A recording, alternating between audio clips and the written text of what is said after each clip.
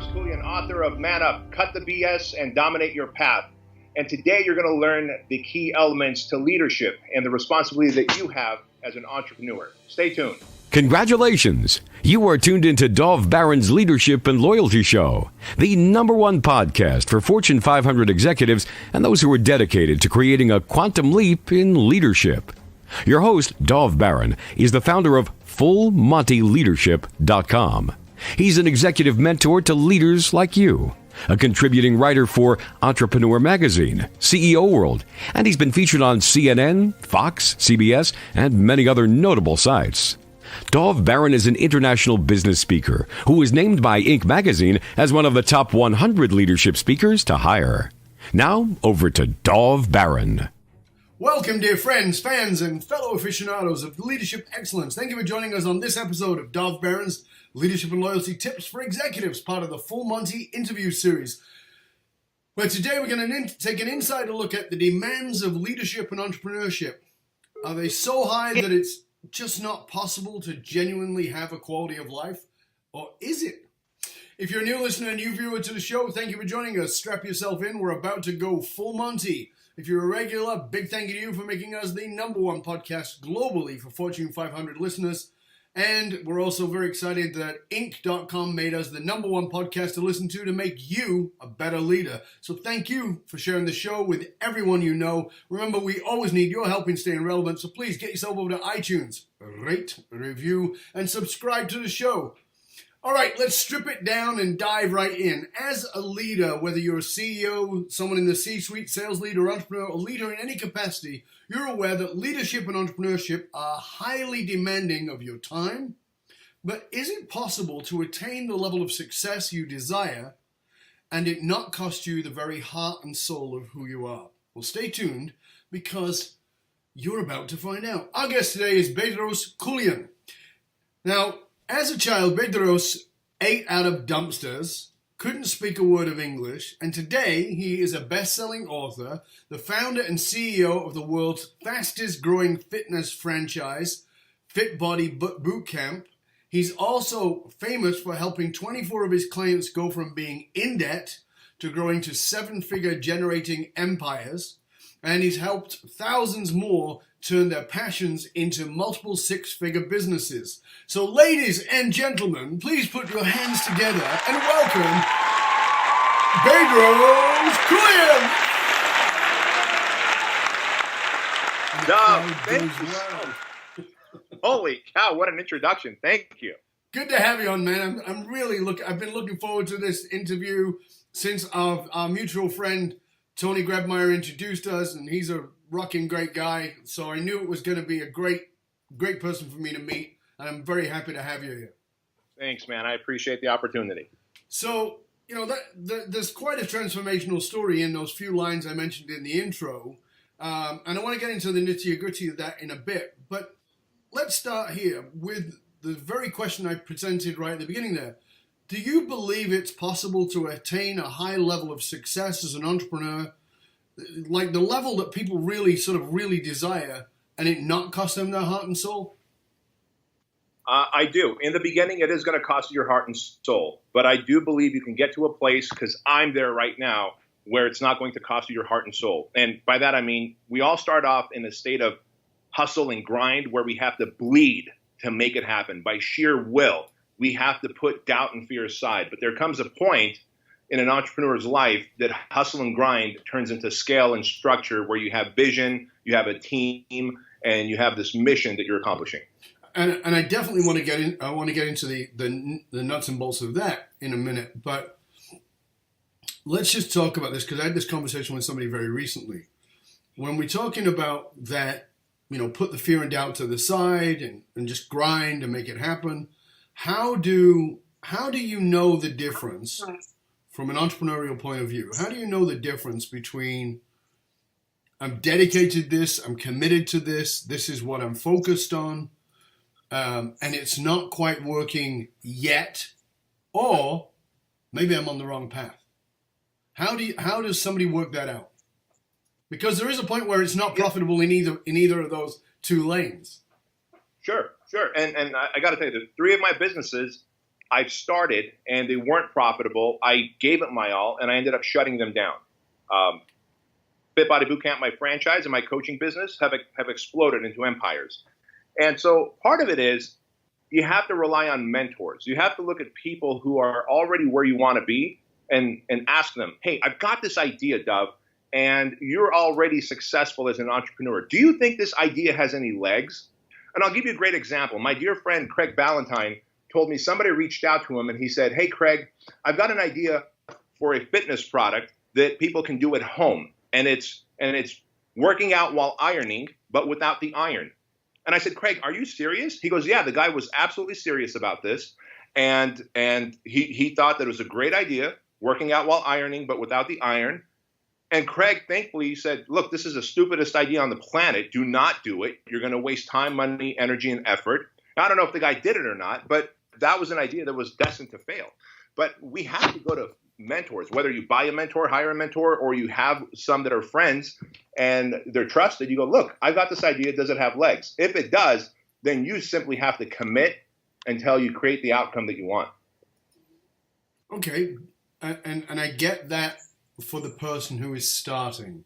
But what I was referring to is, because I think that we live in a world where we think there is instant success. We think it actually could exist.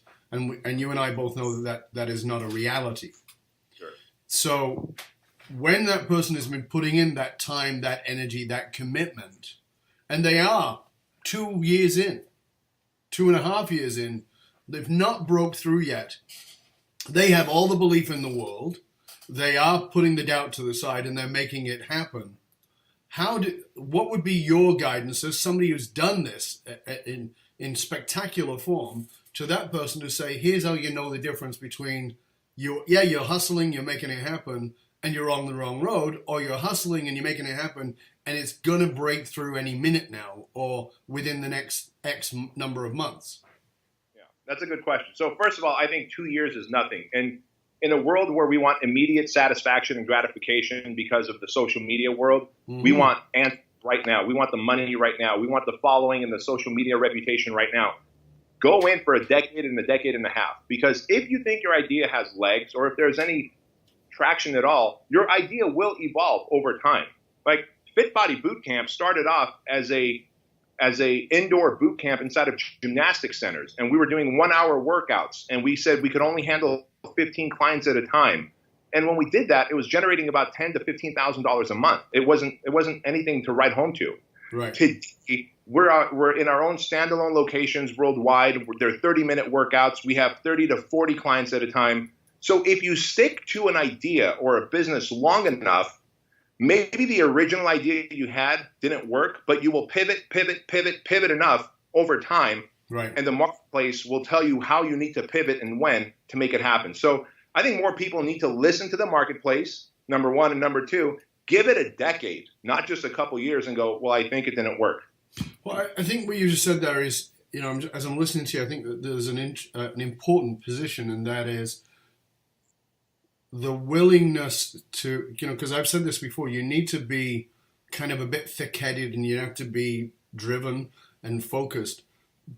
But there's this nuance that I think people miss, and that is people are either very flip-floppy and they're abandoning ship every 20 minutes because, as you said, it's supposed to be instant gratification in the world that we live in. And on the other side, people are pig-headed and they just keep going. And I think it's, based in, and I'm totally in alignment with what you're saying, is that you have to be focused, but you have to be willing to pivot and adapt. And that is coming from listening to the marketplace. How did you do that? How did you listen to the marketplace? Because one of the things I wanted to bring up here is, you and I had a conversation before we were on air, that I've been into the health and fitness world for 40 years, not as a business, but as my life. And I can tell you that I have watched brilliant trainers starve to death. You know what I mean? I mean, just guys who really understand the body, ladies who understand the body amazingly, and have starved to death because they've not done that. How did you learn to listen to the marketplace that was simply saying, I'll introduce you to my friend and you can train her too? Sure. What's funny is I used to be stubborn and pig-headed where my knowledge was concerned. And I said, this is how you train people. Personal training is one-on-one. And it could only be one-on-one because it's personal training, right? The reality is that means only 0.1% of the society could afford a personal trainer at $600 to $1,200 a month. And so I was that guy who was starving because I was too pig-headed to look outside of this box. Instead, what I decided to do, because you could only starve for so long, you could only miss your rent for so long, you could only eat top ramen for so long, I decided to be open to feedback. Mm-hmm. I said, all right, let me be open to feedback. But that takes a lot of self-esteem work, a lot of self-image work, because for most people, what they do for a living is tied to their self-esteem and self-image. Absolutely. And so if you're narrow-minded and you say, this is how my industry is, you have now a fixed image of your industry. Well, what if I have a loose image of my industry and say, you know what? Show me a better way. Show me another option. Sell me on why group training or 30-minute workouts at a lower price might be better for not only the entrepreneur, but the client. And the moment I open myself up to feedback, because I no longer look at feedback as criticism, I look at feedback as opportunity to grow. And that was my problem. I had low self-esteem, low self-image, and I looked at feedback from others as criticism. So I would go fists up. Sure. Right? And now I look at feedback as the more feedback you give me, Dove, the faster I evolve and become the person I'm supposed to be. So what was that turning point for you? Of going, because, you know, we've all got egos. It's part of the human condition. You get skin, you get an ego. And then your ego says, somebody's giving me criticism. I want to punch them in the head and tell them they're wrong. Whether that's physically or verbally or emotionally. But, you know, we are defensive around that. What was the turning point for you that made you go, okay, this is feedback? Yeah. You know, the turning point was a very specific day in 2002. I was training a gentleman in a big box gym. His name is Jim Franco. And he was a personal training client of mine, and he would come in 3 times a week at 2 o'clock in the afternoon. And I would always look outside because I could see through the double doors who's pulling in, and he would pull up in a different car every day. He had 3 or 4, like a Mercedes, and he had an Escalade SUV, and he had a little convertible car. And I would always ask him, Jim, you know, you're obviously a successful man. How is it that you did this? And he goes, well, you know, I'm a decade of work. I said, all right, great. And he goes, you know, since you're asking me about being an entrepreneur, can I give you some information? I go, sure. He goes, you know, you are not a good entrepreneur. And I said, can you tell me why I'm not a good entrepreneur? He goes, well, you're actually an order taker. I came in here looking for personal training, and you simply took my order. You never sold me anything. And I got to tell you, Dove, that hurt so bad because I thought I had sold him a 6-month program for 3 times a week. He said, every day I look at you while I'm warming up, while you're working with other prospects, and you're letting people walk away who should be paying you. And I said, well, they say they don't have money. He goes, that's called an objection. He goes, you can overcome that. You have to build more value. And I was constantly fists up with him. But every day he would come in. See, once I started the conversation of how do I become an entrepreneur, every day he would come in and go, did you let more people walk? Are you still an order taker? Do you want to learn how to sell? And when I finally, it hurt. And, you know, he was in his late 60s, and he was a very curmudgeon-y old dude. He was not gentle with my spirit at all. And I appreciate that now. Looking back, I appreciate that. Yeah. And so finally I said, yes, man, teach me what I need to know. He showed up with a sales tape from Tom Hopkins. Oh, yeah. And he goes, listen to this. Right? Yeah. And I go, but it says real estate sales. And I was still giving him resistance. He goes, it doesn't matter that it's real estate. You just, in your head, replace real estate with personal training. Okay, great. So I listened to Tom Hopkins. Then he gave me a Brian Tracy tape. Then he gave me a Jay Abraham cassette tape. And before you know it, Zig Ziglar. And I'm learning sales and influence and marketing. And all of a sudden, my sales percentage goes from about 20% to over 70% of the people I was sitting across from, I was turning into personal training clients. I went from an order taker to a closer to a heavy hitter only because he was relentless in forcing me to accept feedback. That's very cool. and it's very interesting that, you know, how much it can take for us to back away from our own ego and actually listen to somebody who knows better, or to be willing, because as you said, we our jobs are part of our identity. And if you attack my job, or you attack my what it is that I do for a living, I feel personally attacked is the way most people will respond. And as opposed to just refining you and bringing you more to the surface. And something else you said there was, your closing rate was 20% and you took it to plus 70. But let's be honest here, mate. 20% was pretty good. When you look at personal trainers, many of them are at like 2%. Yeah. Right? So 20%, you probably look like a heavy hitter to a lot of trainers. Sure. But then to take that to 70, it would have been like, you've got magic pills, right? What are you doing? Oh, dude, it changed my life. I remember this is going to sound silly, but this is how impactful it was for me. The first time I started closing 7 out of 10 people, 6 out of 10 people, I thought I had a fluke day or fluke week.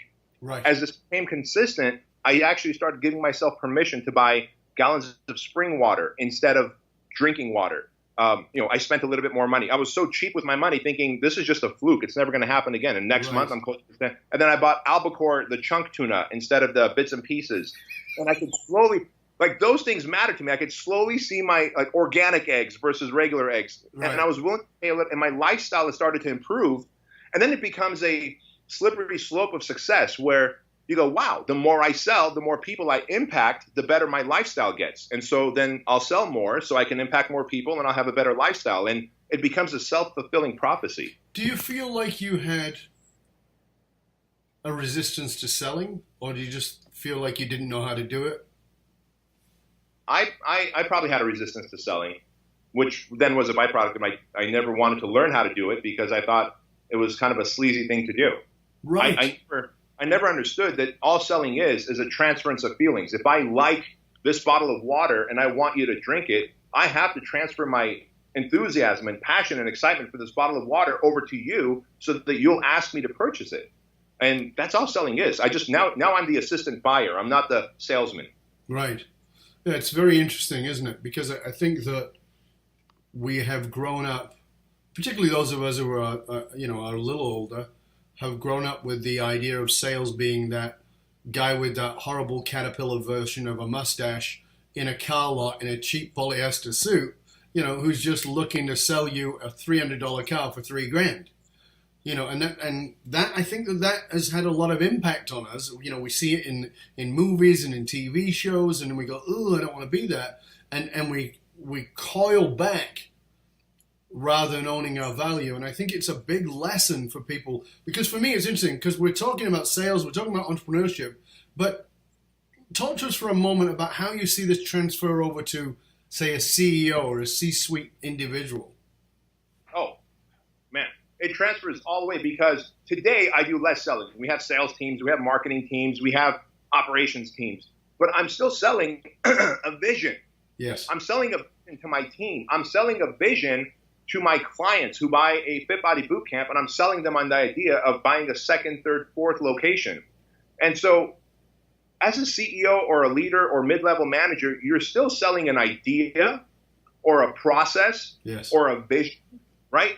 And if you don't think you're selling, man, people are so, what's the word I'm looking for? They are so head in the sand about the idea of selling these days because they think, well, I don't want to pressure anyone into anything. You're not pressuring them into anything. Most of us love to be sold as long as what we're getting has value to us, right? And so the way I look at it is if I want my salespeople to make more money, I have to sell them on the idea of selling more franchises and more coaching services so that they can have a better life. Otherwise, they're going to go look elsewhere for a job opportunity. And if I want my clients to have great service, I got to tell my operations team to make sure they deliver exceptional, over-the-top service, because if they do, they'll make more money. And of course, then I have to back it up by giving them more money. And so I'm always selling my vision, my plan, the service. And the moment you stop selling is the moment that you start crumbling your empire. It's very interesting. I'm working with a couple of partners right now from a company that does recruiting. And it's a hard sales business. It's constant sales. And, so they're always battling those numbers. And one of the things I said to the president of the company is, what are you selling your salespeople? And he was like, what do you mean? I said, what are you selling your salespeople? And he goes, great commissions that they'll get paid well. I go, it ain't enough. It ain't enough, because they can go down the road and get that. And so you're absolutely right. You've got to understand that you're selling a vision. You're selling, as we talk about, you're selling your purpose. You're selling the reason you are on the planet and the reason that what you do matters. It's interesting to me as we talk about this, because I would guess, I'm not saying it's true, I would guess some seeds might have got planted when you were much, much younger because you worked at Disney. I did. Tell us about that. Yeah, it's funny too. There's two particular times in my life that seeds of selling and service got planted. One was when I worked with, I didn't work with my father. My father, when we came to America, my dad, after a couple of years, opened up a little tailor shop, and I saw him trying to sell. If you brought your pants in to get hemmed up, he would try and sell you a pair of socks with it afterwards. And I saw that he was trying to always add value and sell, and he saw nothing wrong with it. So even though I saw the sales process in action, I was still resistant to it as I grew up. But the other part was at Disney, in Disneyland. Mm-hmm. Man, I grew up in Anaheim, and so I went and got a job after high school at Disneyland, and I worked there for 6 years. And I always tell people this, I wish I had paid more attention in the 2 weeks of Disney University that they put us through before you could even wipe off a table. Like, if you and your family came to eat, before I could even, as a busboy, wipe off your table, and that's what I started off as, a busboy, then I went to a fry cook, dinner cook, and then a sous chef. Man, I had to go through a 2-week Disney University training to learn the culture, why Walt Disney started Disneyland, how when you're inside of Disneyland, not Disney World, Disneyland, you look around and you cannot see outside world. You can't see buildings. You can't see electrical wires, because Walt wanted this to be literally the magic kingdom where you're in a different planet, different place. And towards the probably the last 2 years of working at Disneyland, I realized how important the service is, because the economy wasn't doing so good the last 2 years that I was working there. Yet every year Disney kept raising their prices, while Magic Mountain, Knott's Berry Farm kept lowering their prices.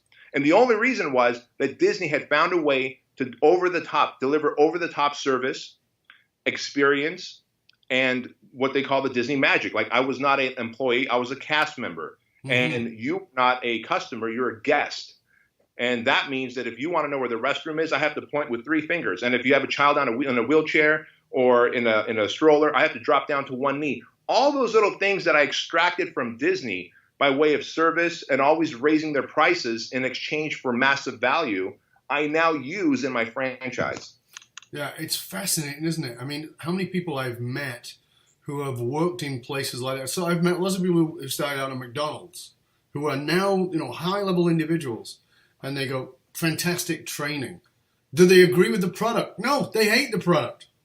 But the system of culture was phenomenal. Same with Disney. And when I look at even like superstars, whether it's like Justin Timberlake or Christina Aguilera, where do they come from? Disney. The training and the discipline around that. Let's go into that, because again, more seeds, because you're a big guy around discipline, and that wasn't your forte. So tell us about that. Tell us about who you were lacking discipline and why discipline is so important now. Yeah. So let me tell you how bad lack of discipline is. So it's so funny. I mean, as you position it this way, that I had these seeds planted in me, I guess like that bamboo plant where you plant it and for years nothing happens, and then in like 1 month it grows 30 feet. That's probably me. These seeds from my father and from Disney and from Jim Franco, my personal training client, were planted in me. But I think maybe, I don't know, habitually, I've always been, I've leaned towards lazy. I've leaned towards unstructured, undisciplined. I mean, I was a fat kid throughout high school. My parents didn't encourage me to lose weight, play sports, eat healthy. And so I always took the path of least resistance. Now, I knew that I wanted to be an entrepreneur because I saw my dad as an entrepreneur. And as much as I loved working at Disneyland and I had other jobs, I simply didn't see myself as answering to someone else. I looked at myself as an unemployable person because I would always heads with my managers and assistant managers who lorded over me. And so I decided, all right, well, I'm going to open up my own business. And, I opened up my own personal training studios, and they did okay, and they grew. But ultimately, when I started the Fit Body Bootcamp franchise in 2012, I franchised it. By 2013, late 2013, early 2014, I was ready to file bankruptcy. I had a anxiety attack so big that I thought I was having a heart attack, and I went to the doctor thinking that I just had a heart attack. You've got to tell me what's going on with me. They did the EKG test, figured out that it was not a heart attack. It was my first of many anxiety attacks that I was going to have. I had lost $640,000 in this franchise already. I had more franchisees leaving than coming on board every month in 2014. Yeah. And I had a business partner. We had a very toxic adversarial relationship. And I was the guy that always had my head in the sand. I was the guy that said, tomorrow it'll be better. I was the guy that didn't open up the lines of communication with him. I was the guy that had this passive aggressive energy towards my employees who would show up late. Instead of writing them up or having a talk with them or giving them feedback, I would simply have this resentful energy towards them. And that becomes adversarial over time. Absolutely. And toxic. Very toxic. And all these things. So all of a sudden you're losing money. You're unhappy with your business partner. You're not happy with your employees. All these things compound, and you have franchises leaving faster than they're coming on board. I felt like I was isolated. I was suffering in silence. And one summer day, I had this massive anxiety attack where I thought literally I was dying. And that was the day that I told myself that it's time to man up. And I knew that it was a simple issue of leadership. It wasn't that some other franchise was better than mine or out marketing me. Because, dude, I know internet marketing. I was doing internet marketing the 10 years before I even started Fit Body Bootcamp. So no one could out market me, could out service me. I simply was a horrible leader. And I'm the one who let the relationship with my business partner get toxic by not confronting and communicating. I'm the one who chose not to give feedback because I wanted their approval and I didn't want to hurt their feelings. And so I chose to not give feedback and instead had an adversarial relationship with my business partners. I'm the one who chose to isolate and not communicate with my franchisees. And therefore they felt like they weren't cared for. They left. And so once I decided it's time to man up, I said those 5 words to myself. Within a 6-month period, I parted ways with my business partner, corrected or fired the employees that were uncorrectable, and had a very open conversation with our franchisees, the 82 franchisees that were left. We started off with like 150 franchisees when we franchised, and you dwindled it down. Yeah. You're supposed to go this way. I'm going that way. Right. And I had a very open conversation with them. And so, unfortunately, leadership is not a light switch. It's a dimmer switch that over time you get better and better. And people always ask me, oh, well, what was your first leadership decision? Well, it was about not hitting the snooze button anymore. I would set my alarm for a certain time, and I would wake up at that time. I decided that I can't be an imposter anymore, and it's time to start eating clean and working out again because I'd given up on my workouts. I traded my workouts and my nutrition in exchange for trying to make the business run. Well, right. Unless you're whole, I read a quote this morning. They said, you can't fill someone else's cup from your empty cup. So I've got to be whole if I want to help others, franchisees, team members, etc. And so I took care of myself first. I started to sleep at the same time, wake up at the same time every day. I said no to a lot of opportunities that I would say yes to so that I can focus on the one thing that mattered, my franchise. And one it's time to man up moment at a time, I literally climbed to the top. And it's funny because at that 2014, we were doing about $3 million a year and actually losing money. I mean, we were revenuing $3 million, but had zero profits. Today, here we are 4.5 years later, 5 years later, and we're just over 20 million and profiting massively, 2 times on the Inc. 5000 list. And nothing else changed other than I became a better, more decisive leader. I became disciplined. I say what I mean, and I mean what I say. If I say I will be here at this time, I will be there. I will exceed your expectations. I will be prepared. And then I expect out of everybody around me.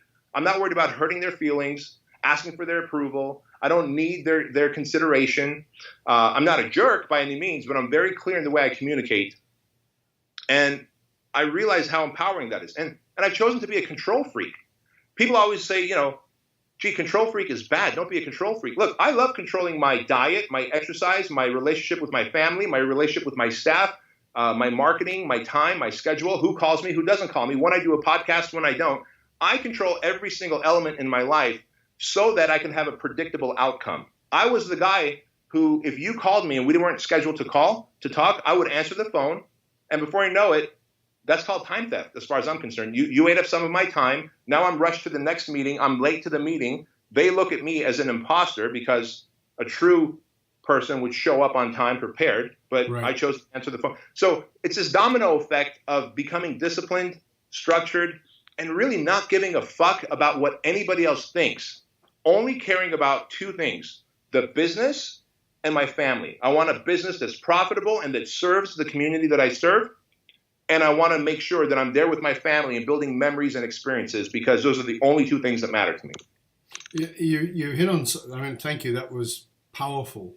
And you hit on something that I think is a bit of a entrepreneurial nightmare. In that, I think, we live in the time, I've been talking about this with many of my guests over the last year or two, which is we live in a time of entrepreneurial rock stars. When I was a kid, people wanted to be a rock star. Now people want to be, they want to be the entrepreneur. That's the version of rock star. Great, fantastic. But you can't be a rock star without practice. You can't be a rock star. See, I wrote a whole piece around this. It was called Rock Stars and Leadership. There's a big document I wrote on it, and it's out on my blog somewhere. But I talked about meeting this guy, Mike, who wanted to be a rock star. And he was really good on guitar. He was really good. But he was not having any success. And he talked to me, this is 20 odd years ago. And he tells me, he said, why don't I make it? And I said, how often do you practice? And he goes, well, you've heard me, I'm really good. I go, I didn't ask you that. How often do you practice? And he goes, every day. I go, when? He goes, just throughout the day. I go, how often? Well, it depends. Sometimes it's one, sometimes it's, I said, did you like George Harrison? Fortunately, it was 20 odd years ago he knew who George Harrison was. Did you like George Harrison? And he goes, as a guitar player, he goes, yeah. I said, did you like When My Guitar Gently Weeps? He goes, yeah.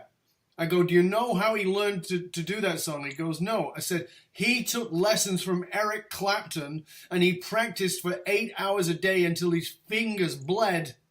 That's how he became that good. And I said, and he'd already done his 10,000 hours in Germany practicing playing in the cave and all those places with the Beatles. So it wasn't like he wasn't good. He just had a commitment to excellence. And I think that rock star instant fame is more than ever before, even more than 20 odd years ago, because we see these people who seem to be instantaneously famous. But, the example I use is Justin Bieber. Oh, Justin Bieber, who everybody goes, oh, he's a snot-nosed kid. And I go, watch the movie Never Say Never. It's a documentary about him when he was like 14 or 16 years old. And you find out this kid's been working at this, playing drums, learning music, practicing since he was 4. Now, you can think he's a snot-nosed asshole. I get that. But at his craft, the discipline, the focus, the commitment has been unwavering. And the reason he went in the toilet and did all the things that he did and has still been able to come back and he's now the most requested person for other artists to play with is because of that level. Justin Timberlake, who comes out of the Disney world, the guys who were in the band with him said the guy was nuts. He worked insanely. Will Smith works insanely. Will Smith says, you can beat me at anything, but on the treadmill, you're going to die before I quit. And he said, that's how I approach life. And that, so it's interesting piece because I'm very much a flow guy. I believe in the flow. I believe in creativity. But the balance is, where is my discipline that I need? and where don't I need it? Where do I need to allow myself to flow? And I think very few people grasp that. Where does your flow come in? Because you talked about controlling all these things. Where about your flow? Because I know that that's there too. Yeah, oh, absolutely. I mean, in fact, on Saturday night, I was here in my office because my kids were asleep at home. Speaking of drums, I played all types of hand percussions, like cajones, dumbeki, and I came here and I did a Facebook or Instagram live, and I was playing the cajon. Like, I love music. I love going out surfing. And again, going back to being a control freak, I control my schedule so tight that every week, Monday mornings, I'm out surfing. Like, it's on my schedule. The waves may not be there, but if there's no waves, I'm the guy paddling around on my surfboard. If there are waves, then I'm surfing, because that to me is active yoga. It's active therapy. I get it. In here playing my drums, even if it's on a weekend. I said, hey, the kids are sleeping, honey. I'm going to go to the office and play the drums. And I said, what the hell? Let me just go live and see and communicate with my audience about non-business, about what they do. So I do find flow in activity, but it's still scheduled for me. I don't do anything impulsive. And people go, isn't that sad? There's nothing impulsive about you? I go, no, it's not sad, because things that are impulsive to me give me anxiety. If I don't know, if you and I are going to meet up for lunch and I don't know what time, if you say between 11 and 1 we're going to eat lunch, I don't know what time. Is it 11, 12, or 1? And are we eating sushi or steak? I need to know all the facts so that I can show up without having anxiety, and then I could use the rest of the time to dominate my path, because I'm only on this planet for a certain amount of time, and I've got a massive goal that I've got to dominate. And I think not enough people focus on the amount of time they're on this planet, and they really spend so much time consuming other people's content. I'm all about consuming. I mean, we're doing a podcast right now so that people can consume this knowledge. I've got cameras up, and we're going to put this on social media. That's great, consume. But what about actually creating? We're put on this planet to create. We have this gift from God or the universe, whoever the higher power is, that says, hey, you're supposed to go and define and find and develop your purpose and then reach your fullest potential. The only way you do that is by constantly creating and fine-tuning. Like the documentary Hero Dreams of Sushi. Have you seen that? No, I haven't. Dude, great documentary. He's a 90-year-old man now in a little 9-seater restaurant inside of a subway station in Tokyo, and he's still trying to perfect the perfect roll, right? The perfect sashimi piece. And his apprentices spent over 10 years just to make the rice correctly. It's a great documentary, Hero Dreams of Sushi. And the man is simply trying to meet his fullest potential with his purpose. He knows that's his purpose. I know this is my purpose. But at the end of the day, you do need some time for flow, but why not schedule it in? Why be impulsive? Because if you're impulsive, it might end up taking up the rest of your day. Now you're not dominating your path, and you feel crappy about it because you're not meeting your purpose or you missed a meeting. I don't know. I think more people need to be control freaks. They need to be disciplined. They need to be structured, because I was the guy that was the opposite, and life sucked. That's it. Very interesting. So talk to us about something you've brought up now several times, which is anxiety.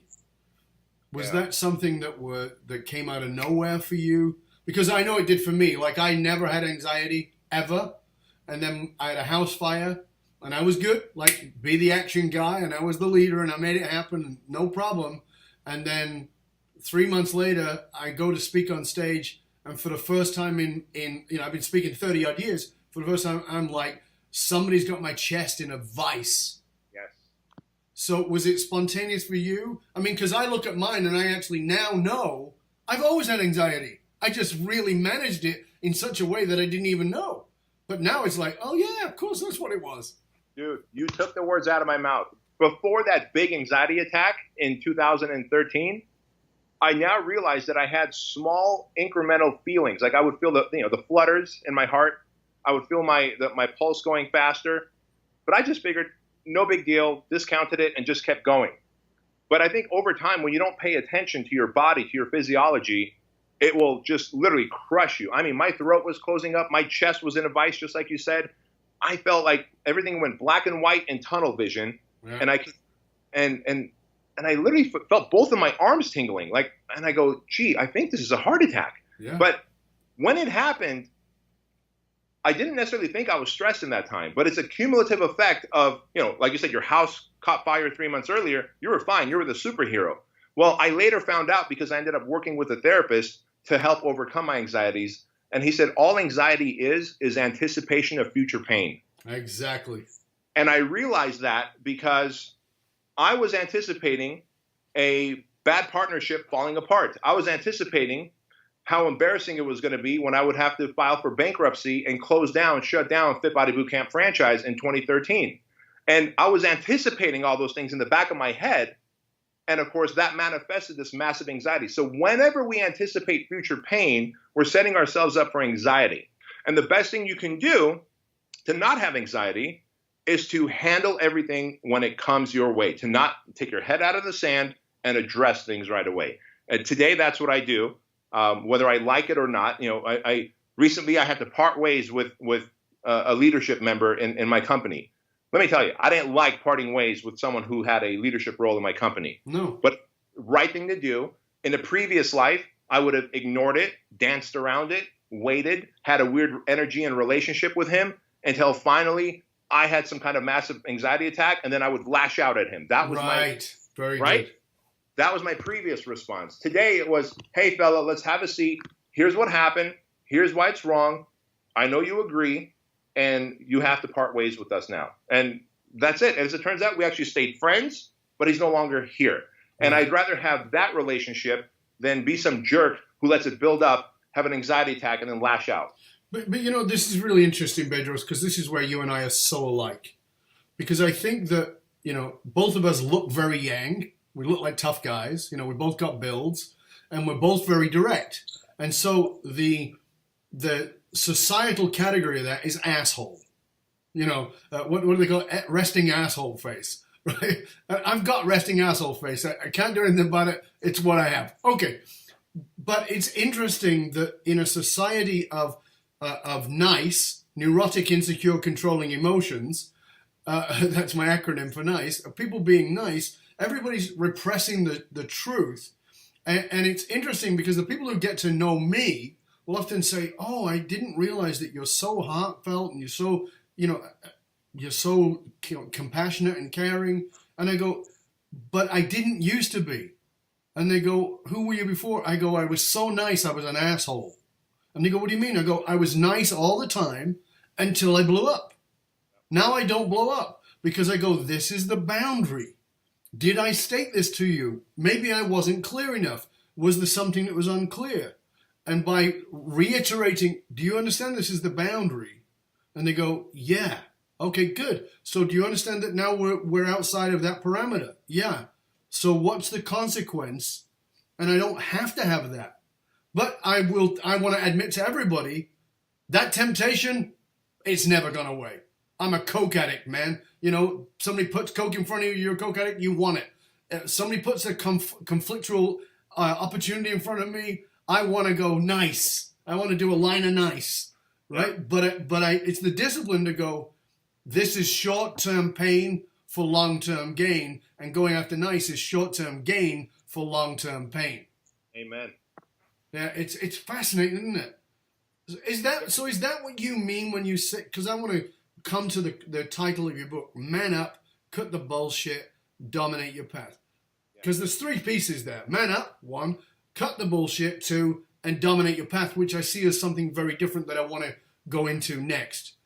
So do you see them as 3 separate things? I do, because manning up is finally stepping up to that line. Remember the boundary that you said? Manning up is finally drawing, and I'm using my foot right now. You can't see it, but I'm actually drawing a line in front of me with my foot. Manning up is to draw that line so that you don't go nice, nice, nice, and then explode at people. Because that was me. That was you. And people go, oh, whoa, what a nut. Well, in reality, that thing was just bubbling under the skin for so long. So manning up, yes, is drawing the line and the boundary. Cut the bullshit is stop making excuses. Stop making excuses for your business partner, for your employees, why they're late. Stop making excuses for yourself. Well, I didn't sleep well, so I'm not going to wake up at 4:30 in the morning. I'm going to hit the snooze button. So really, cut the bullshit is stop making excuses. And dominate your path is simply rise to your potential. Like, look inside and don't shortchange yourself. Don't ask, maybe I just have the potential to make $3 million a year. Like, dude, we're doing $20 million a year, and I know that I've got the potential for a $100 million company here. And so I have a gun to my head that I'm holding there because in my head, I see what the $100 million company looks like, but we're not there yet. And I have such massive urgency to get there. But I didn't have that before. No. Because I didn't really look at any path to dominate. But today I know my path is to build a $100 million franchise, and I'm going to do that. So talk to us about this, because part of your philosophy, I think, is something that all of us who are entrepreneurs need to hear, which is, and I think it's a bit of a slap upside the head, to be honest, which is this hustle and grind to scale and structure. Yeah. Because most of us who are entrepreneurs, and I know it's been very true for me, I actually posted it on Facebook recently and said, what's been the number one flaw in your business? And I said, my lack of structure has been, the structure of the business had been, without doubt, the number one flaw, and it's the thing that I'm constantly pulled myself back to. Talk to us about this hustle and grind to scale and structure. Absolutely. So when we all start off as entrepreneurs, you're either a one-man or woman show, or maybe you have it's you and a couple of employees. And really, you do it all. You're the guy writing the paychecks. You're the guy writing the electric bill. You're the janitor. You're the trainer. You're the job owner. You're the everything. You're the milliner. You're the milliner, meaning you have all the hats. Yes, exactly. And so at that point, you're in a hustle and grind phase, because if something has to get done, you're doing it. You're the marketer. You're the seller. You're the janitor. You're everything. And you might delegate to a little bit of your staff, and everybody can hustle and grind to $500,000 to $1 million a year. But at some point, and the way I look at hustle and grind is when a 747 passenger jet that's completely full with luggage and humans, it's on the tarmac and it's going to take off. They go full thrust and we get pinned back into our seat.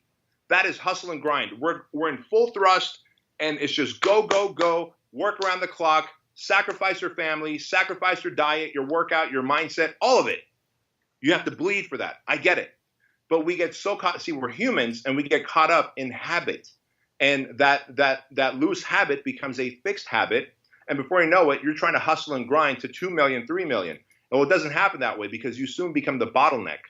Right. And so when a 747 is going to take off, it's in thrust mode, hustle and grind. When it goes up there, they pull back and they start cruising. And so at some point, you have to go from hustle and grind to scale and structure, meaning having a team around you who's capable of being delegated to and taking your ideas and your vision and running it across the finish line. If you're trying to run the marketing across the finish line, the sales, the service, the recurring orders, you can't do it all. So that's what had happened with me. Every time my partner or my employees would drop the ball, I just figured I'll hustle and grind and I'll make it happen. And soon it's either an anxiety attack or a divorce or a heart attack, right? And so to me, there's a very obvious delineation between you hustle and grind to build the infrastructure, and then you start reinvesting your money. It's okay to go broke again temporarily, to hire a team around you who can help you scale and structure to 10 million, 20 million, 100 million. But oftentimes, somebody who's in that mindset, and, as I said, multiple hats, is the leader, has done everything themselves, they become control freaks in the sense of micromanaging, right? So this is an interesting piece, Bedros, because you're talking about being a control freak, yet at the same time, you're talking about letting go. So talk to us a little bit about that. I'll tell you this. Anyone who says, hey, look, but I'm a control freak. I got 15 employees, but no one can do it better than me. It's not that they're a control freak. See, I applaud them if they're a control freak. It's not that they're a control freak. They have employees who are inferior and who shouldn't be on their bus, and they need to pull over, open the door, and let these people out. They have losers as employees who are incapable of doing the job, but instead of talking to these employees and building them up into team members, there's a very big difference between an employee and a team member. A team member has a unified goal to win. An employee shows up a little late, leaves a little early, does the bare minimum. And so anyone that says, well, I'm a control freak, that's why I can't trust my employees. No, the answer is you're actually okay with having mediocre employees on board, and until you man up, fire them, and bring on A-level players so that you can feel comfortable to let go of that piece that you can control to someone else. Like, while I'm a control freak, I've got a team around me that's so badass that I can just delegate to, and they get done. But before, I still had a group of employees, and I would delegate, shit wouldn't get done. So ultimately I go, fuck it, I'll do it. Right. That's the difference. But there is another piece in there, and I definitely get where you're coming from. But the other piece in there is this: is if you don't create an environment, a culture that grows your people, even A-class players will play a C plus C minus game, and that's where I'm talking about this control freak shit comes from, where someone says no one can do it as well as me. Well, you know what? You don't give them a chance to actually show that they can, because you're always leaning over their shoulder, and your bad breath doesn't let them actually step up. Good point. Good point. So and I think that's again this point of discernment that is so often missed, because the justification is, as you said, nobody does it well as me, and your argument, very good argument, is, well, maybe they're just not A-class players, and if they're not, get them off the bus. Fully agree. But what if they are B-class players who want to be A, but you need to coach, you need to train, you need to let the leash off a little bit? And it goes back to being leaders. It goes right back to being a leader and leadership, because a strong leader is not just focused on the sales and service of outside.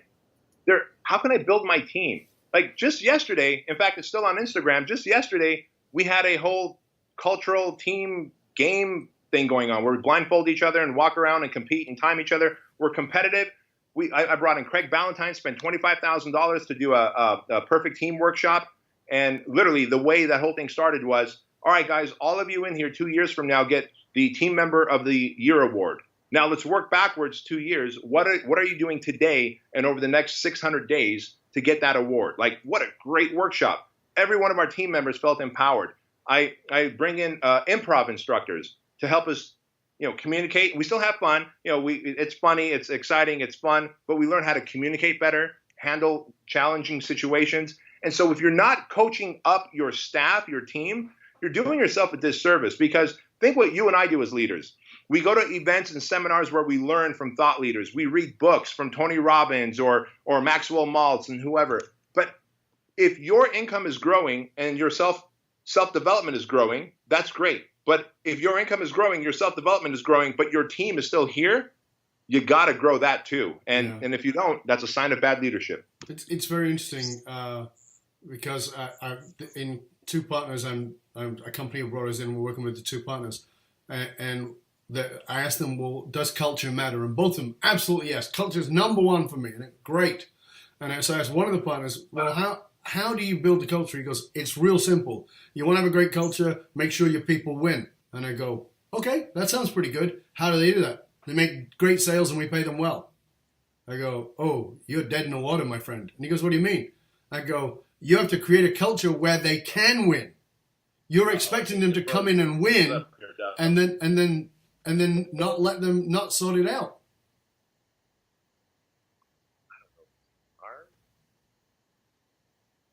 Did I lose you? Oh, Dove, it was frozen there for about a whole minute. Here you are. Where did I freeze on your end? When you started talking about the two guys and the culture. Right. I'll just pick that up and then we'll get and cut it. Yeah. So I'm working with these two partners, and one of the guys, I ask them, does culture matter? They both say yes. And I say, okay, great. It matters a lot. Yes. Okay, great. Tell me why culture matters, because we want our people to win. And we'll have a great culture when people win.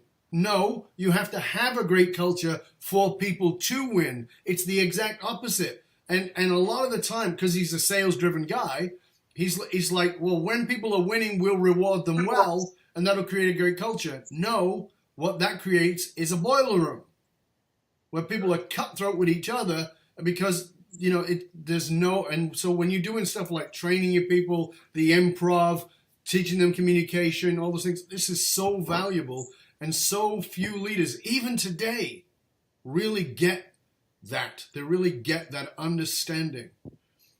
We're getting close to the end here, and you and I obviously could have a much longer talk, but I'm going to be respectful of your time as well as you are of mine, and we want to serve people. One of my buddies who's a very powerful entrepreneur, I had him on my show years ago, and he said to the audience, because I often say, you can reach out to me, and he goes, yeah, but when you do, know this, Dove is a time Nazi.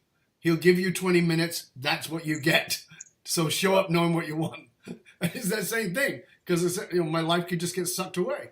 So coming to this, what is it that scares you? What is it that could keep you up at night when you look at the world around you and business? I'll tell you what scares me is when I look around right now, and I see that we piss and moan about millennials and how millennials are just entitled and they're lazy, and I get it. But I got to tell you, more than half my team is millennials, and they're putting our franchise on the map. We're one of the fastest growing fitness franchises on the planet. And so I think what we need to do is take more responsibility as adults, because there's another generation coming after the millennials, like my kids who's 10 and 12 years old. Gen Z. Yeah, I'm teaching them to become entrepreneurs. I'm teaching them to become responsible. I'm teaching them to say, I'm sorry the right way. I'm sorry, I screwed up. How can I make it right? Like, a proper apology has 3 parts to it. I'm sorry, I screwed up. How can I make it right? And when I look around and when I'm out and about with the family and I see parents just letting their kids get sucked into their devices during dinner instead of actually, at a restaurant, you'll see kids with their headphones on, and oh man, it crushes my heart. That scares the shit out of me, because I wonder, when I leave this planet, what are my kids and their grandkids going to have to deal with? Yeah. One of the things I wrote about in my last book, in this one, was I said, I want you to picture yourself in a restaurant, and as you're in that restaurant, there's 4 people sitting in front of each other and their heads are all down. And I said, and if I bring you in a time machine from 1960 or even 1970, you might think everybody's religious and they're all got their head down because they're praying, right? And the answer is they are praying. They're praying to social media. We're so busy being in relationship with people who are not present that we're not really in relationship with people who are present. And most of all, that means we're not in relationship with ourselves. Because one of the things I know as the kind of leader and coach that I am and the people I work with, people don't realize that one of the biggest problems is loneliness. And I just want to say this to everybody. Loneliness is when you are missing you, not anybody else. When you're missing you. And if you can't bear to be alone without looking at that phone, then you're not connected to yourself. And as a leader, we have to be connected to ourselves first, because leadership is self first. Then we have to lead our people, and one of the things we have to do is lead them to lead themselves. It's a fascinating piece. What is the one thing that you want, the one practical thing that you want the leaders, the entrepreneurs watching our show today, if they came back and said, this is what I want, this is the one thing I want them to get, what would it be? I want them to understand that they have an obligation and a duty to man up. I want them to understand that they have that obligation and duty to become the best leaders possible, and that everything starts with them and ends with them. Like, leadership is the problem, leadership is the solution. And it's time for entrepreneurs to start manning up and taking responsibility for that. Yeah, I love that. It's beautiful. I thank you for that. It's been great having you on the show, my man. I really do appreciate it. Please tell our listeners, our viewers, where they can find out more about you and all the wonderful resources that you offer. Sure. Well, I'm always available on social media, on Instagram and Facebook, and I'm pretty active on there. And, of course, on my blog, bedroskeuilian.com. Okay, so we'll make sure that we post the link to that and that we give that URL so people can reach out. And I'll say this as I say it always, please don't just listen to this podcast. God, yeah, I know you're listening to it while you're on the rowing machine, or while you're on the treadmill, or you're wandering around the supermarket, whatever it is. But for God's sake, stop, take a note, and actually take some action. And I highly recommend that you listen to every single show minimum twice, because I guarantee you missed a ton the first time. Because this is gold, guys. Bedros has shared with us here today is absolutely golden, and I really hope that you'll take advantage of it. I want to thank you for joining us. I want to thank Bedros for joining us today. Thank you, sir. It's been a pleasure and honor. Hope you'll stay with us till the very end as we sign off to everybody else and say, thank you, dear listener and viewer, for tuning in. Remember, the research consistently shows that the biggest challenges facing the most successful companies is somewhat counterintuitive, that the fastest growing companies often hit a point where they realize that they are spending a fortune attracting, training, and developing their top talent, only to have them leaving them at an alarming rate. If you're sick of investing in training and developing talent, having them leave you before you get a return on your ROI, then reach out to us at fullmontyleadership.com, where we provide you with the essential leadership skills to rekindle and amplify the hidden loyalty essence of your organization by tapping into your purpose. fullmontyleadership.com, providing you with the concrete soft skills to get you and your organization to the top and keep you there. Why? Because you can't outsource authenticity. Remember, get yourself over to the Matrix too and get your Matrix Leadership Self-Assessment Tool. It's valued at $197. You get it free. matrix.fullmontyleadership.com. Till next time, this is Dov Baron, Full Monty Leadership, saying, stay curious, my friend. Stay curious about where you need to really man up, cut the crap, which is the nice way of saying it. Man up, cut the bullshit, and dominate your empire. Till next time, I'm out.